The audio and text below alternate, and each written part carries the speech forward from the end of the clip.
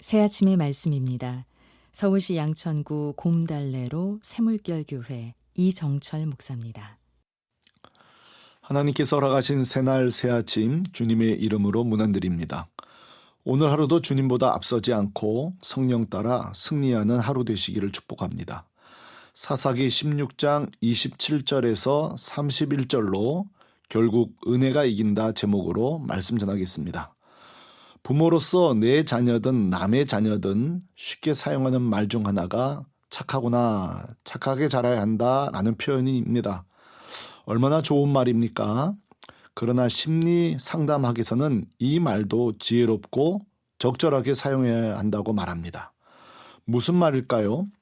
만일 부모든 교사든 누구든 어떤 기준을 만들어 놓고 오직 그것을 수행해낼 때 넌 참 착하구나 라고 말한다면 아이는 부모로부터 교사로부터 이 착하다라는 말을 계속 듣기 위한 나머지 점점 자기 생각도 감정도 의지도 자유롭게 표현하기보다 정해놓은 기준에 맞추느라 자신을 점점 억누르게 됩니다. 계속 착한 아이로 인정받기 위한 것입니다. 이렇게 계속 성장한다면 어떤 결과가 나올까요? 하나님께서 주신 기질, 성품, 즉 진짜 자신의 모습은 점점 억압되고 어느 순간 나는 정말 누구지? 내가 정말 좋아하는 게 뭐지? 하는 순간을 직면하게 될 것입니다. 이것을 전문용어로 착한 아이 증후군이라고 부릅니다. 연구 결과에 의하면 착한 아이 증후군으로 성장한 성인은 항상 나의 감정, 행복, 만족보다는 남의 인정과 남의 칭찬이 삶의 중심이 되기에 타인이 나를 어떻게 보냐에 따라 불안합니다. 칭찬이 없으면 우울합니다. 공허함까지 느끼고 정신적 위기로 이어진다고 전문가들은 말합니다. 특별히 높은 도덕성과 예절, 깊은 신앙적 가치를 강조하는 가정에서 이런 착한 아이 증후군 증세가 많이 나타나는 것은 우연이 아니라 분명한 인과관계가 있습니다. 그런데 신앙생활에도 이런 유사한 현상이 있는 거 아십니까? 착한 성도 신드롬이라고 할까요? 우리는 자신이 예수님의 보혈로 은혜로 거저 구원받는다라고 말합니다. 이것이 복음입니다. 이처럼 은혜로 구원받은 성도는 여전히 은혜로 성령으로 살아가야 하는데 은혜와 성령의 다스림 없이 그저 내 의지로 스스로 착한 성도, 하나님께 사랑받는 성도, 교회에서 인정받는 성도가 되려고 하는 순간 문제가 시작됩니다. 나를 좋은 성도라고 하는 이 말을 들으면 들을수록 더 사랑받는 사람이 되어야 한다는 강박을 갖기 시작합니다. 신앙에는 어느 순간 자연스러움도 평안도 없습니다. 그러다가 조금이라도 기준에 미달되면 끊임없이 자신을 저평가하고 죄책감에 시달립니다. 성도 간 관계도 마찬가지입니다. 이것이 바로 그릇된 착한 성도 증후군입니다. 그러나 신앙생활은 그렇게 착한 성도가 되어야지 결단만으로 되는 것이 결코 아닙니다. 구원도 은혜로 받았다면 살아가는 것도 내 힘이 아니라 하나님의 은혜입니다. 성령의 도우심이 필요합니다. 내 옛 본성은 단순히 깡으로 선언으로 해결되지 않습니다. 사람은 반드시 은혜로만 세워진다는 것을 명백하게 보여주는 성경의 사람이 바로 사사기의 삼손입니다. 삼손은 부모의 오랜 서원 기도 끝에 하나님의 약속을 얻은 자녀였습니다. 참 특별한 출생입니다. 아버지 마누아는 하나님이 주신 삼손을 나실인으로 하나님께 바치고 어릴 때부터 철저한 규율, 포도주와 독주를 금지하고 부정한 음식, 머리카락의 삭도까지 되지 않습니다. 이런 다양한 신앙적 원칙을 지키며 키워갑니다. 그러나 삼손 내면에는 성령님도 계시지만 동시에 욕망과 본성도 함께 존재했습니다. 그의 인생에 여자 문제가 끊이질 않고 욕망 앞에 늘 무너집니다. 삼손이 분명 하나님의 특별한 부르심을 받은 것도 사실이지만 자기 안에 힘겨운 죄성과 끊임없이 씨름해야 했습니다. 여기서 우리는 중요한 신앙적 진리를 발견하게 됩니다. 우리는 바로 구원은 받았으나 여전히 죄인이란 사실입니다. 이 말은 마틴 루터가 한 말로서 은혜로 구원받았으나 여전히 성령으로 다스려야만 하는 죄성을 가지고 있다는 뜻입니다. 그러니까 의인이면서도 또한 죄성이 있습니다. 죄성을 가진 의인입니다.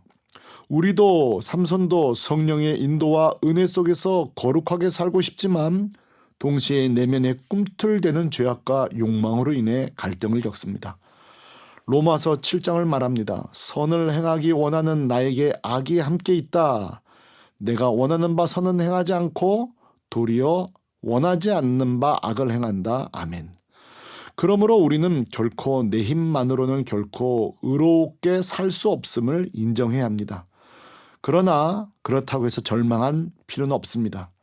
삼손이 하나님의 특별한 부르심에 불구하고 수많은 실패와 모순을 겪긴 하지만 마침내 하나님은 삼손을 포기하지 않으셨습니다. 마지막 순간까지 하나님의 은혜가 삼손을 붙들었고 마지막 순간 순종으로 은혜로 인생을 마무리하게 됩니다. 삼손 안의 옛 본성을 하나님의 은혜가 이긴 것입니다. 결국 은혜가 이깁니다. 복음이 말하는 진정한 승리는 바로 은혜로 이기는 승리입니다.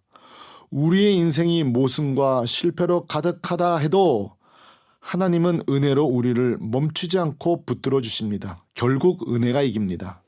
삼손이 마지막에 진정한 회복을 누렸듯 우리 역시 하나님의 은혜가 우리 인생을 새롭게 이끈다는 믿음으로 살아가야 합니다.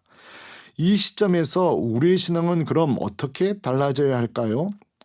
첫째, 내 힘만으로는 걸어갈 수 없음을 깊이 인정하는 태도가 필요합니다.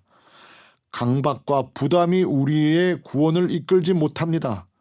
성경에서 베드로는 예수님 곁에서 누구보다 열심과 헌신을 보였지만 결정적 순간에 예수님을 3번이나 부인하고 맙니다. 그러나 베드로는 그 실패 앞에서 절망하지 않고 다시 예수님의 용서와 은혜에 의지하여 일어섭니다. 자신의 노력이 아니라 예수님의 회복, 용서, 은혜가 베드로의 진정한 변화와 사명 그리고 사명의 출발이 됩니다. 결국 은혜가 이깁니다. 둘째, 다른 사람에게 잘 보이려고만 하는 신앙생활에서 벗어나야 합니다. 죄인의 내 모습도 숨김없이 하나님 앞에 내어놓는 결단이 필요합니다. 다윗 왕은 성경 역사상 가장 위대한 왕 중 한 명이지만 간음과 살인이라는 큰 죄를 범합니다. 그러나 그는 죄를 감추지 않고 하나님이여 나의 죄를 지워주소서라고 시편 51편에 눈물로 회개합니다. 다윗이 하나님 마음에 합하다고 칭찬을 받은 까닭은 범죄하지 않았기 때문이 아니라 실패 속에서도 자기 자신을 포장하지 않고 오히려 하나님 은혜 앞에 진심으로 엎드렸기 때문입니다. 결국 은혜가 이깁니다. 셋째, 현재 나는 은혜도 있고 죄도 있고 반반으로 살아가지만 결국 하나님이 나를 은혜로 붙드실 것이라는 믿음을 가져야 합니다. 교회사에서 어거스틴은 젊은 시절 방탕한 삶을 살았지만 하나님의 극진한 은혜로 전환점을 맞이합니다. 그는 자신의 한계와 죄를 철저히 깨달은 뒤 오직 하나님의 은혜만이 인생을 변화시킨다고 고백합니다. 그리고 이 고백이 이후 그를 서방교회 최고의 신학자이자 수많은 신앙인들의 길잡이로 세웁니다. 결국 은혜가 이깁니다. 삼손의 삶, 성경의 수많은 인물들이 증언하듯이 성도는 하나님께 드려진 존재이면서도 인생 전체는 모순과 실패로 가득합니다. 그러나 하나님은 그 모순의 한가운데서도 우리를 포기하지 않으십니다. 그리고 내게 주신 은혜가 나를 결국 살립니다. 은혜가 이깁니다. 내 힘으로 착한 성도 증후군, 착하게 살아야 한다는 강박에서 벗어나 오직 은혜에 붙들린 존재로 살아가는 성도님들 되시기를 축복합니다. 아멘. 새 아침의 말씀, 서울시 양천구 곰달래로 새물결교회 이정철 목사였습니다.